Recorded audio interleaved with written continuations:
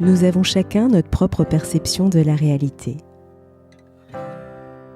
Il suffit parfois de faire un pas de côté pour faire évoluer le regard que nous portons sur nous-mêmes, sur les autres et sur le monde. C'est ce qui m'a conduit à créer le podcast Il y avait une fois. Je suis Sophie et je partage avec vous mes découvertes et mes rencontres pour mieux vous connaître, mieux vous comprendre et questionner votre point de vue. Si ces thématiques vous intéressent, je vous invite à vous abonner sur votre plateforme préférée. Avez-vous déjà entendu parler de la constellation animale ? La constellation familiale permet d'explorer les dysfonctionnements du système familial. Dans la constellation animale, on inclut l'animal en tant que sujet. Il peut être soigné ou aider un autre membre de la famille. Pour approfondir ce sujet, j'ai le plaisir de recevoir Catherine Rigal, vétérinaire et psychopraticienne formée aux constellations familiales. Elle est l'auteure de L'animal guérisseur de la famille, à la découverte de la constellation animale paru aux éditions Le Souffle d'Or. Elle nous y présente sa vision du monde et son protocole de constellation animale. Chacun pourra se reconnaître et faire évoluer sa façon d'être avec les animaux. Bonjour Catherine et merci d'avoir accepté mon invitation. Bonjour Sophie, merci beaucoup à vous de me contacter et de m'offrir cette rencontre. Alors, qu'est-ce qui vous a amené du métier de vétérinaire à la pratique de médecine alternative ? Alors ça, c'est une question que je trouve intéressante parce que c'est pas forcément la question qu'on me pose souvent. En fait, ça, ça me fait un petit peu réfléchir à mon parcours. En réalité, bon, moi, je suis fille de vétérinaire. Alors, le pourquoi j'ai voulu être véto, sans doute pour ressembler à mon papa, pour faire comme mon papa, pour être avec mon papa. Voilà, il y a tout ça très certainement. Et puis, il se trouve que arrivé à l'école véto, j'ai appris l'allopathie comme tout le monde parce que dans l'école vétérinaire que j'ai fréquentée, je crois que ça n'a pas énormément changé à l'heure actuelle, on nous a essentiellement transmis l'allopathie. Alors avec moins de méthodes d'analyse que ce qu'on propose aujourd'hui aux jeunes vétérinaires, et je crois que c'était un bien pour nous parce que on nous a quand même laissé développer notre ressenti, notre contact avec l'animal, notre évaluation de l'animal en dehors d'une lecture d'analyse, comme ce qu'on peut voir faire par les médecins à l'heure actuelle, qui regardent plus souvent leur ordinateur que leurs patients. Et donc, j'ai eu quand même cette chance-là de faire partie encore des gens à qui on apprenait à se servir d'un thermomètre et d'un stéthoscope, et puis et à se débrouiller avec ça. Alors bien sûr que les analyses ont commencé à exister, les prises de sang, les bilans sanguins, etc. Mais en clientèle de base, c'était encore du grand luxe. À l'époque, on faisait une prise de sang, on l'envoyait au labo d'à côté du Maine, et puis c'était la directrice du labo qui nous expliquait, qui nous aidait à analyser un petit peu et à comprendre ce qu'il en était, quoi. C'était vraiment les prémices. C'était à ce moment-là. Et en fait, on a eu, alors je dis on parce que je parle là à ce moment-là pour un groupe de 4 vétos, les quatre jeunes vétérinaires que nous étions avec ma meilleure amie et nos conjoints, et avec qui nous avions un projet d'installation ensemble.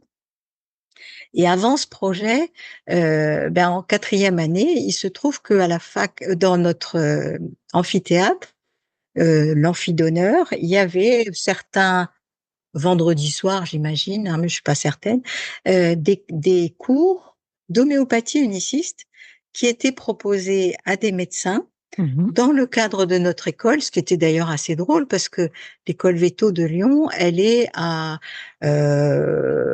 vol d'oiseau, au moins 10 kilomètres du centre de Lyon et de la fac de médecine notamment. Et donc, c'était proposé aux médecins intéressés, certainement aux pharmaciens, à des vétérinaires, j'imagine, mais je suis pas certaine qu'il y en avait beaucoup qui venaient là. Et nous, en tant qu'étudiants, on avait le droit de venir voir. Et là, ça a été passionnant de voir ces gens qui présentaient cette approche-là. J'ai pas souvenir d'être allée de très nombreuses fois, hein, mais ça a vraiment fait germer en nous une envie de d'autre chose que l'allopathie. On n'avait pas encore expérimenté ça vraiment en tant que praticien, mais c'est vrai que moi je me dis aujourd'hui, mais comme c'est réducteur que d'être allopathe finalement, parce que on a à notre disposition des antibiotiques, des anti-inflammatoires, des antipyrétiques. Bon, alors ils ont pas tous le même nom, on peut varier un peu, puis en fait, on est quand même très vite limité. Et l'homéopathie uniciste, c'est d'aller chercher le remède qui correspond à l'individu. Hein, parce que c'est très pointu. On va prendre l'ensemble des symptômes de l'individu et on va chercher la plante, le remède homéo, parce que c'est pas toujours des plantes, hein, ça peut être aussi des minéraux, ça peut être euh, des produits, même quelquefois des produits chimiques. Hein. Chocolat existe en matière médicale à l'heure actuelle. Hein. Bon, c'est un remède récent, mais ça existe. Et le remède qui va avoir les symptômes qui correspondent le plus, qui va résoudre les symptômes qui correspondent le plus à l'individu que nous avons en face de nous. Donc ça demande une recherche, ça demande une observation, ça demande quelque chose où on va vraiment rentrer dans quelque chose d'intéressant et de très holistique. Hein. Et je pense que ça a éveillé chez nous quatre une envie, hein, alors qui s'est concrétisée par le fait de lire des bouquins, de suivre des formations d'homéopathie. Mais ces formations, elles étaient toutes destinées à des médecins, parce Mmh. qu'à l'époque, il n'y avait pas de formation destinée aux vétos. Là, aujourd'hui, Mmh. on est loin de cette époque-là. Hein. Nous, ce qu'on a fait, c'est de transposer les symptômes qui existaient chez les humains à nos animaux. Donc, essayer de voir qu'est-ce qui collait le plus. Et dans les matières médicales, il y a tout un grand chapitre qui s'appelle Mind, puisque c'est un Anglais hein, qui a beaucoup travaillé tout ça. Et dans le Mind, eh ben, c'est toutes les pensées, les idées, les idées noires, tout ce qui torture les gens. Et là, ben nous, on était un peu marrons avec nos chiens et nos chats, Mmh. voire avec les vaches en plus, Mmh. parce que parce qu'effectivement, ça n'avait pas, on n'arrivait pas à transposer. Alors on essayait de temps en temps de trouver des symptômes mentaux. Hein. D'ailleurs, une de nos formatrices homéopathes me disait, mais oui, de toute façon, vous les vétos, vous voulez toujours trouver des symptômes mentaux. Alors que les médecins, ils essayent de coller aux symptômes physiques pour pas se laisser embarquer dans le mental, en fait, et Mmh. dans le discours de leurs clients. Donc ça fait partie des choses. Donc c'est un peu comme ça. Et puis, de fil en aiguille, dans notre pratique, ben, on a attiré des gens un petit peu différent. Alors bien sûr, hein, inutile de vous dire qu'on s'est pas installé en 85 à Arbois, petite ville de 3 4 000 habitants, en étant vétérinaire homéopathe, hein, parce qu'on a Mmh. quand même on avait besoin de manger. Mais Mmh. euh, tant que ça a été possible, ben, on a essayé d'utiliser ces techniques-là. Et puis progressivement, ben, il y a des personnes qui nous ont amené d'autres choses. On a ouvert, ça nous a ouvert aussi de l'appétit sur la phytothérapie. Et puis progressivement, hein, alors ça au moins 10 ans après notre installation, peut-être même un peu plus, vers des techniques manuelles, hein, notamment l'ostéopathie. Et en ce qui me concerne, ben, ça a été le soin énergétique qui était encore moins de mise chez les vétérinaires, puisque moi, je l'ai appris avec une magnétiseuse et aussi avec mon formateur en psychothérapie transgénérationnelle et transpersonnelle surtout. Et donc là, c'était un peu particulier puisque c'était sans contact avec l'animal. Donc, c'était un peu limité par rapport aux clients capables d'accepter que leur vétérinaire fasse du magnétisme sur leur chien. Mais voilà à peu près comment ce passage-là s'est fait, hein, sachant que le glissement entre vétérinaire et praticienne en psychothérapie, pour les humains, comme je le Mmh. rajoute souvent, parce qu'effectivement, aujourd'hui, il y a des gens qui sont psy pour animaux. Le glissement s'est fait par la, la faveur d'une grosse dépression me concernant, hein, qui m'a amené à chercher des solutions d'abord pour moi, et puis rencontrer le docteur Perrin, qui était médecin interne en psychiatrie et qui proposait une formation de psychothérapeute à l'époque, qui durait 2 ans et au bout de laquelle j'avais pu acquérir les bases de la psychologie humaine et les outils du transpersonnel. Et puis bon, ensuite, à partir de 2004, eh bien, j'ai rencontré les constellations familiales. Et là, j'ai vraiment eu l'impression de trouver quelque chose qui me permettait de donner du sens à tout ce que j'avais appris jusque-là, tout ce que j'avais rencontré.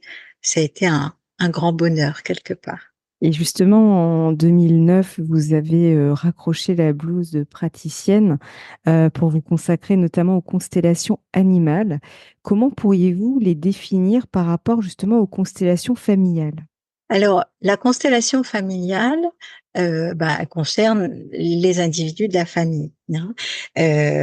C'est un outil de thérapie, hein, en réalité, heu, un parmi d'autres, mais qui pour moi a, je dirais un plus, hein. Ce que je vois de vraiment important dans la constellation familiale, c'est que c'est quelque chose qui permet de d'arriver à une pacification des mémoires et des émotions qui sont là. Alors, tout ça passe par différentes techniques, hein. Bon, ça c'est le propos du thérapeute et d'une formation de thérapeute éventuellement. Mais le résultat, c'est que effectivement, on se retrouve en paix avec les événements à l'origine des troubles qui sont les nôtres.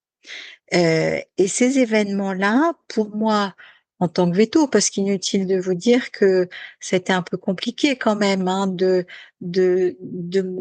d'accepter en tant que vétérinaire rationnel, hein, qu'il pouvait y avoir des choses totalement irrationnelles qui se passaient et que c'était moi qui en étais génératrice, quoi, en fait. Hein, ce qu'on appelle l'inconscient familial ou l'inconscient collectif en psychothérapie. Et que, bah, d'accord, mais c'est où l'inconscient? Hein, ça se tient où dans l'individu, ce truc-là? Mhm. Et donc ça, c'est une question que j'ai beaucoup creusée, pour moi, en fait, hein, parce que j'avais besoin de me rassurer tout simplement, de comprendre. Et aujourd'hui, après avoir, pas mal, chercher dans différents domaines, hein, je crois vraiment que c'est au niveau de l'ADN que tout ça se tient. Alors, vraisemblablement plutôt au niveau de l'épigénétique, c'est-à-dire toutes ces molécules qui entourent la molécule d'ADN dans le chromosome et qui sont là pour permettre à certains gènes de s'exprimer ou pour réprimer cette expression. Et lorsque on va faire de la paix, on va, en quelque sorte, faire bouger l'épigénétique, donc on va modifier l'ADN. Et du coup, on va se retrouver en paix avec l'ADN, les chromosomes, peut-être ce serait plus juste de dire les chromosomes qui nous constituent. Et qui suis-je à part, en tout cas dans mon incarnation d'aujourd'hui, à part l'expression totale de tous ces chromosomes et de tout ce qui est inclus dans ces chromosomes. Ce qui fait que vraiment, moi je trouve, et là c'est ma démarche personnelle pour le coup, euh, que cet outil-là est un outil de paix intérieure et de paix avec tout ce qui nous entoure, qui a une telle puissance que franchement, ça donne envie de le développer et de le partager. Et au niveau de mon point de vue par rapport à l'animal là-dedans, hein, c'est que finalement, on se rend compte, alors en tant que vétérinaire, les animaux dont j'ai eu à m'occuper m'étaient essentiellement des animaux de compagnie. Euh, C'était en milieu rural, hein, une petite ville, mais malgré tout, mon travail à moi, c'était plus ce qu'on appelle la canine. Donc les chiens, les chats, éventuellement les furets de temps en temps, les hamsters, etc. Et du coup, des animaux qui ont une relation particulière avec les humains. Mmh. Non pas que les agriculteurs n'aient pas des relations particulières avec leurs animaux, hein. Et d'ailleurs, la constellation animale est tout à fait transposable avec des animaux de rente, hein. Euh, j'ai d'ailleurs des confrères qui travaillent pour l'instant pas trop en constellation famille animale, mais à à améliorer la qualité de l'approche des humains envers ces animaux de rente, hein, qu'ils Mmh. élèvent pour être abattus, pour produire Mmh. du lait, pour produire de la laine éventuellement, etc. Et on a, on a vraiment tout intérêt finalement à ce que nos animaux soient euh, bien accompagnés Mmh. parce que ils nous le rendront très Mmh. volontiers par une bonne production et des animaux qui vont être destinés à la boucherie et qui seront accompagnés de façon humaine, enfin en tout cas ce qu'on dit humain d'habitude, hein, euh, eh bien ces animaux-là, ils vont avoir moins de toxines dans leur viande, hein. Donc de toute façon, nous en tant qu'humains, on va aussi y gagner de ce côté-là. Alors que des animaux stressés vont développer des tas d'acidité dans le corps, hein, et du coup, effectivement, faire des viandes qui sont difficiles à digérer, qui n'apportent pas, qui ont beaucoup plus de déchets que de choses intéressantes d'un point de vue alimentaire et Mmh. nutritif.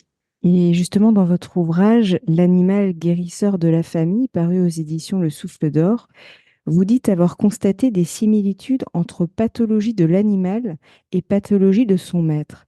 Pourriez-vous nous en dire un peu plus? Alors ça, c'est ce qui est à l'origine finalement de cette idée de la constellation animale. Parce qu'effectivement, pour des raisons que j'ignore encore, hein, peut-être que quelque part dans l'univers, il était écrit qu'il fallait que j'aille à la constellation animale, hein, je ne sais pas. Mais j'ai eu rapidement la euh, l'attention vers ces similitudes. Alors, l'homéopathie uniciste, ça aide pour ça. Parce que quand on est dans une consultation pour un chien, par exemple, en homéo-uniciste, on va interroger les propriétaires, on va d'abord examiner l'animal, etc. Et puis ensuite, on va s'asseoir face au propriétaire, hein. Alors maintenant, on dit au gardien, mais à l'époque, moi, je disais propriétaire. Et interroger la personne sur qu'est-ce qui se passe autour de cet animal, hein. J'ai une amie, enfin une ancienne cliente devenue amie depuis, qui me disait, mais tu as été la première véto à qui je présentais ma chienne qui se grattait et qui m'est demandé, mais qui c'est qui se gratte dans la famille? Et effectivement, au bout d'un moment, je m'étais rendu compte que, particulièrement quand il y avait des démangeaisons sur un animal, c'était assez régulier que les humains se démangent. Alors, hormis le contexte, bien sûr, et ça, on est obligé en tant que véto de poser ces questions-là, hein, puisque si on suspecte une teigne, si on suspecte une gale, les gales du corps, ce qui est quand même très rare, hein, en fait, effectivement, il est important de savoir s'il y a eu contamination humaine. Mais au-delà de ces pathologies qui sont réellement, qui sont des zoonoses et qui sont transmissibles aux humains, il y a des similitudes et notamment le chien à eczéma. Eh ben, dans la famille, il y avait une personne, le père, le fils, quelqu'un qui se démangeait, ou la dame d'ailleurs qui était là avec le chien, hein. Et c'était toujours très intéressant de poser ces questions-là. Et puis, au fil du temps, eh bien, il y a eu vraiment des approches, enfin, une multiplication plus exactement de ces similitudes. Jusqu'à d'ailleurs un exemple que je cite d'ailleurs dans le livre, hein, où de cet homme qui savait qu'on faisait de l'homéopathie et qui était venu vraiment en dernier recours, hein, nous amener son chien pour euh, qu'on lui trouve un traitement. Alors ce monsieur venait de très loin, il nous présente le chien, il nous dit ben voilà, je vous laisse regarder, vous allez me dire. Et moi, j'examine le chien et je palpe. Alors bon, je l'examine en entier. La seule chose que je trouvais qui est particulièrement étrange, c'était qu'à la palpation abdominale, je ressentais comme si les muscles avaient disparu par rond, hein, par taches comme ça arrondies, hein, de la taille de pièces de 5 francs. Ça situe un peu la période. Mmh. Et en fait, euh, je, je ne voyais pas du tout quelle non-pathologie mettre là derrière. Alors, je suis allée chercher mon confrère qui était par chance de l'autre côté dans le bureau, qui est venu, qui a examiné. Il me dit, bah oui, je sens la même chose que toi. Et on se tourne vers ce monsieur, on lui dit, bah écoutez, voilà, on perçoit un truc très bizarre, on ne sait pas vous l'expliquer, mais voilà, cette impression de dégénérescence, etc.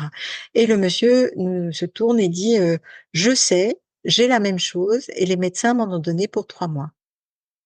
Alors là, bon, il y a eu un blanc, hein, parce que Ouais, forcément. Mmh. on s'est retrouvés très démunis. Bon, on a fini par prescrire un remède au BO. On n'a jamais eu de nouvelles ni du monsieur ni du chien, hein, bien évidemment. Il est reparti dans sa vie et on n'a jamais su ce qui était advenu, pas plus de lui-même que de son chien. Mais ce jour-là, moi, j'ai vraiment eu l'impression que la vie disait, bon, bah, ok, voilà, maintenant tu sais, c'est pas une vue de l'esprit, c'est vraiment un truc qui existe. Mmh. Sur cette planète, il y a ça qui est possible, quoi, en fait. Mmh. Non.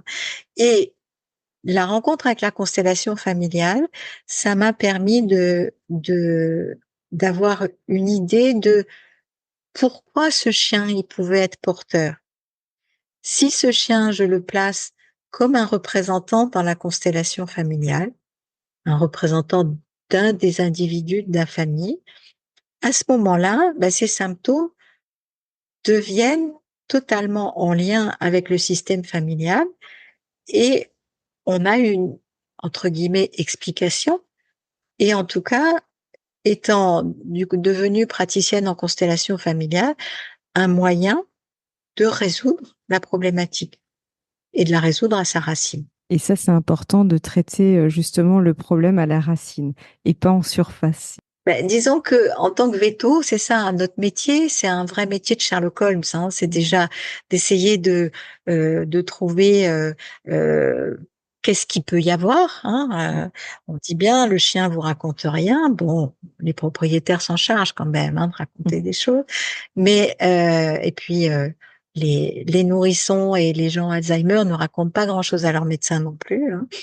Mm. Mais on est vraiment comme un détective à essayer de rassembler tous les symptômes qu'on a là, d'en faire un tout pour arriver à comprendre de quoi il est question et qu'est-ce qui peut bien se passer à l'intérieur du corps qui permet et comment on va pouvoir faire évoluer ce truc-là. Mm. Et puis, bah, alors c'est vrai qu'il y a de nombreux cas où les choses se passent assez simplement. Hein, il y a une petite plaie, bah bon, bah on va mettre un cicatrisant dessus et puis éventuellement, pourquoi pas les antibiotiques. Bon, il y a quelques recettes homéo qui marchent très bien, mais s'il y a quelque chose de plus profond ou quelque chose de récurrent, c'est-à-dire un animal qui se blesse toujours au même endroit, euh, là, ça va interpeller autre chose. Et en tant que veto, bah, à un moment, on est un peu coincé avec ça. Alors, l'ostéopathie, hein, toutes les techniques énergétiques, hein, au sens large, permettent déjà de faire avancer. Hein, et quelquefois, ben, on bute vraiment sur un truc qui coince. Et c'est là où la constellation peut vraiment prendre le relais. Et concrètement, comment la constellation animale peut-elle permettre de révéler la résonance entre la pathologie présentée par l'animal et les problématiques vécues par son ou ses gardiens? Quel rôle l'animal joue-t-il dans le cadre de cette approche? Ce que l'animal représente ou présente, Oui. c'est des symptômes. Et en fait, quand on est constellatrice, dans le travail en groupe, hein, bon, dans le travail en individuel, on est sur les mêmes façons de faire, mais bon, il y a d'autres approches puisqu'on n'a que deux interlocuteurs qui sont là. Mais dans le groupe, chaque individu qui est en place de représentant va ressentir dans son corps des choses, hein, des sensations corporelles qui peut-être des sensations qu'il connaît déjà, hein, mais qu'il n'avait pas ce matin en arrivant dans le groupe. Euh, Peut-être quelque chose qui le dérange en permanence déjà depuis des mois, mais par intermittence, c'est-à-dire qu'il n'est pas tout le temps sensible à ce truc-là. Et là, depuis qu'il est là, eh bien cette sensation-là, elle est vraiment très intense. Et puis quelquefois des sensations qu'il ne connaît pas. Des impressions étranges. Il y a une autre personne qui est là devant lui. Les représentants ne savent quasiment rien, hein, de l'histoire des personnes qu'ils représentent. Ils savent simplement que bon, moi je représente la grand-mère, toi tu représentes le grand-père. Euh, et en fait, bah, depuis que le grand-père est là à côté de moi, mais j'ai froid partout, c'est terrible, j'ai envie de m'éloigner de lui, je suis très mal à l'aise, ça me donne envie de vomir. Il peut y avoir des sensations comme ça, alors que cette personne, on la connaît pas du tout, ou peut-être même on la connaît très bien, c'est notre ami, un ami très cher, hein, Hmm. il n'y a pas d'explication rationnelle à ces sensations-là, si ce n'est de les rapporter à la personne que l'on représente.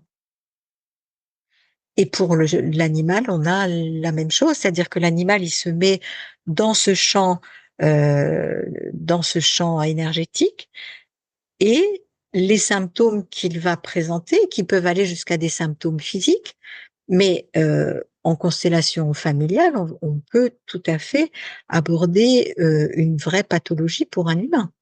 Mhm. Hein, on peut travailler un cancer avec cet outil-là. Hein.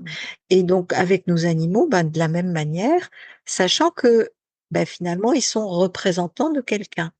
Mhm. Et ça fait partie des choses que euh, intuitivement, avant d'avoir rencontré vraiment la constellation, j'avais déjà posé à mes clients.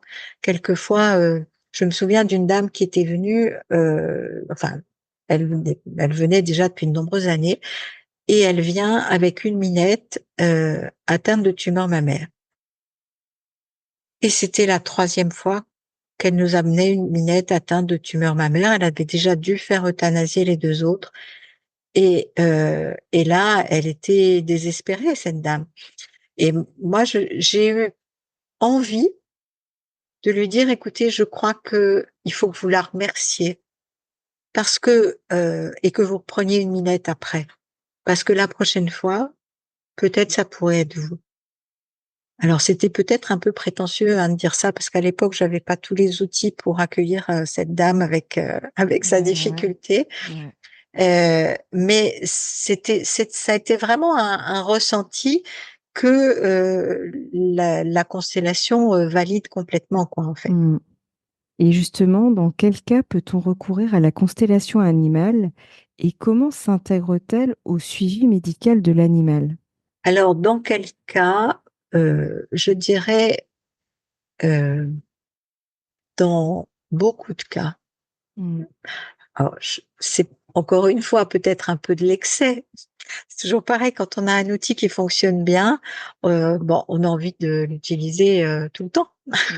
Mm. Bien sûr. Et puis aujourd'hui, hein, maintenant, ça fait depuis 2009 que j'ai arrêté la pratique de l'art vétérinaire au sens classique. Bah, effectivement, je crois que Sans la constellation animale, je me sens un peu démunie. Bon, il me reste quelques bribes de soins de base, mais c'est l'approche qui me vient spontanément, bien sûr. Par contre, ce qui est intéressant, c'est surtout quand il y a des pathologies graves, euh, récurrentes.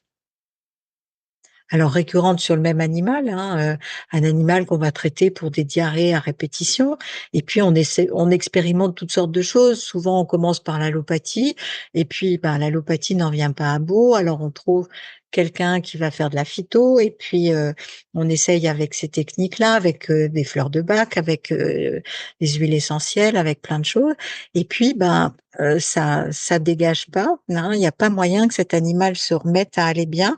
Et là, pour moi, clairement, euh, il y a un, un verrou à faire sauter. Hein. Et le verrou, pour moi, il est du côté des humains. Mm. Et puis, ce qui est aussi possible, c'est lorsqu'on a eu avec un animal une pathologie qui a pu l'entraîner vers la mort éventuellement, euh, et que on reprend un autre animal et que ce second animal se met à sortir les mêmes symptômes que le premier. Mm. Là, il y a pour moi clairement des questions à se poser et la constellation animale peut vraiment permettre d'apaiser tout ça, quoi, en fait. Hein.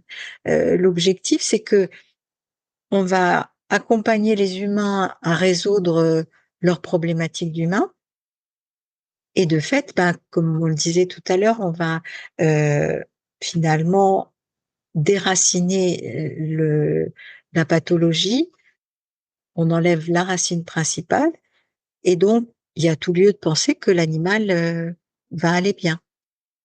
Et comme je dis souvent, le plus incroyable, c'est que effectivement, c'est ce qui se passe.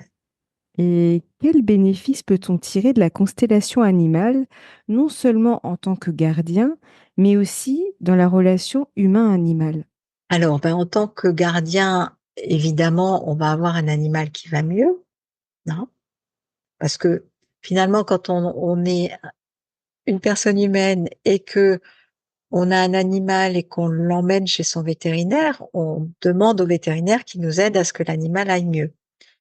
Ce qui fait que le fait que le véto vous dise oui, mais peut-être ce serait intéressant que vous penchiez un peu sur vos problématiques personnelles, euh, c'est pas forcément simple hein, comme démarche. Alors ça peut être une démarche d'ouverture aussi pour certaines personnes. Hein. Ça peut être un petit pas. Hein, peut-être qu'il faudra commencer par lire mon bouquin pour se dire oui, bon, d'accord, c'est peut-être pas aussi bizarre que ça en a l'air. Mm.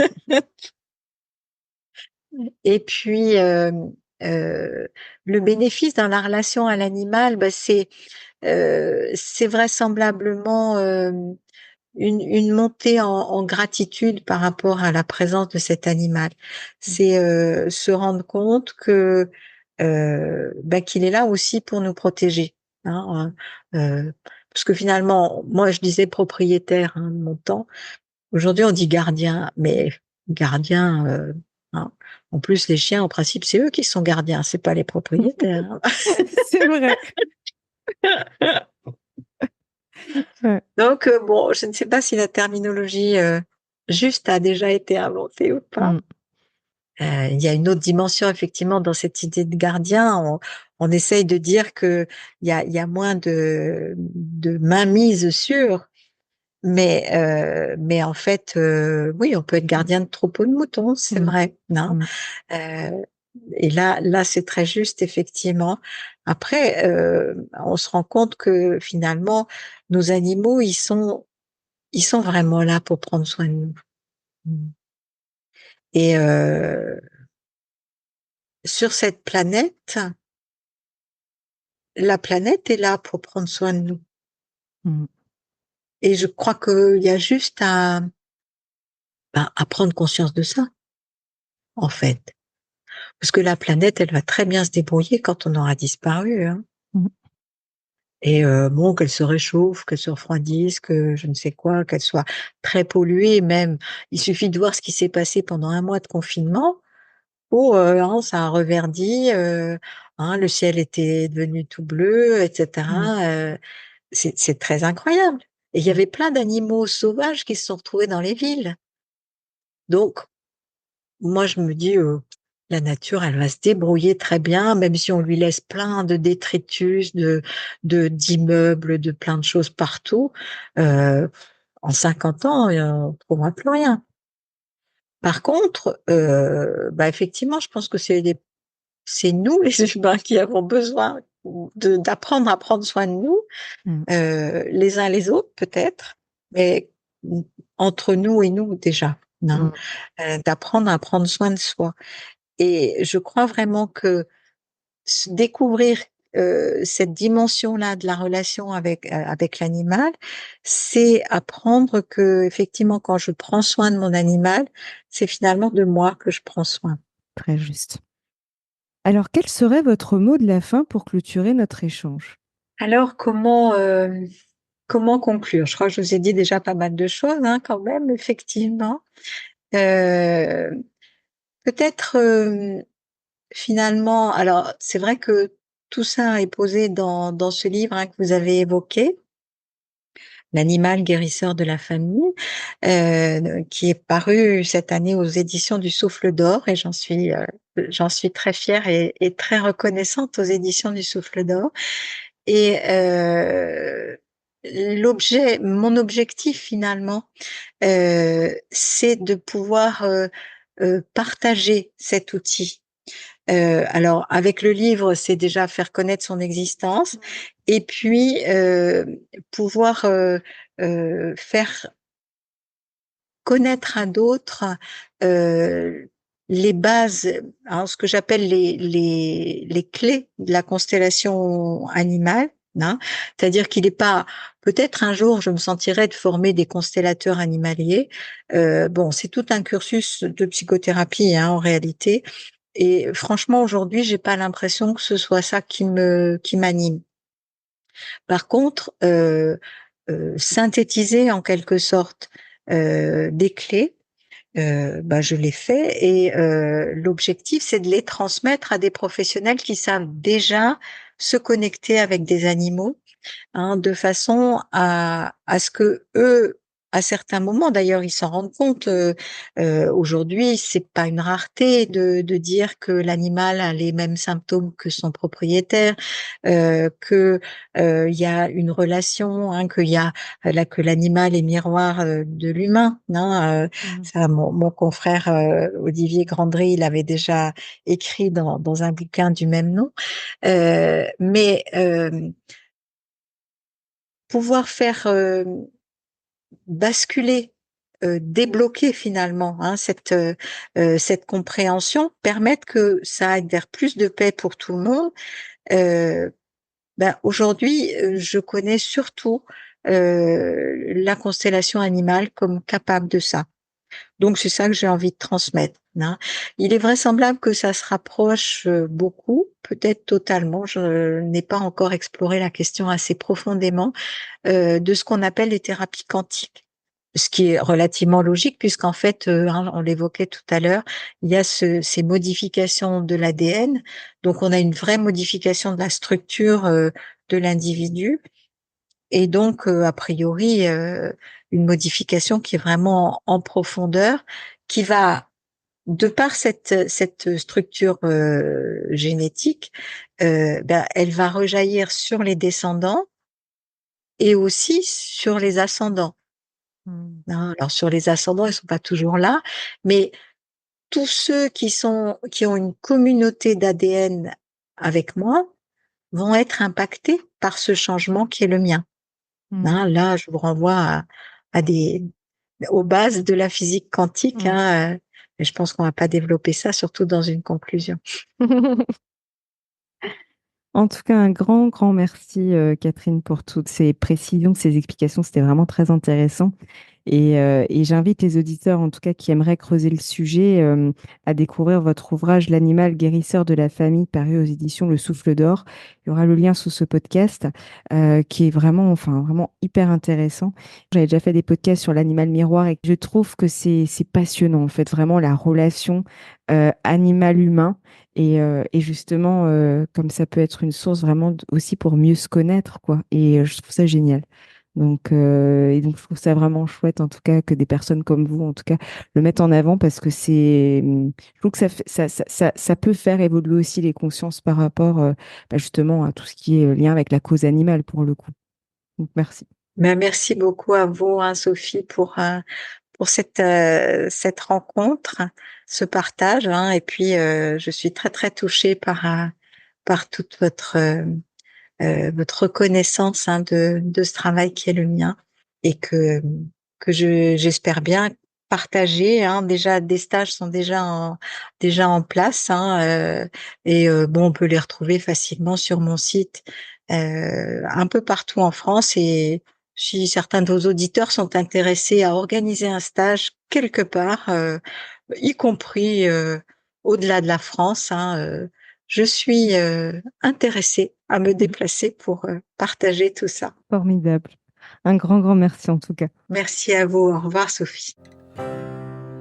Si vous avez aimé cet épisode, n'hésitez pas à lui laisser 5 étoiles sur Apple Podcast ou un pouce sur YouTube.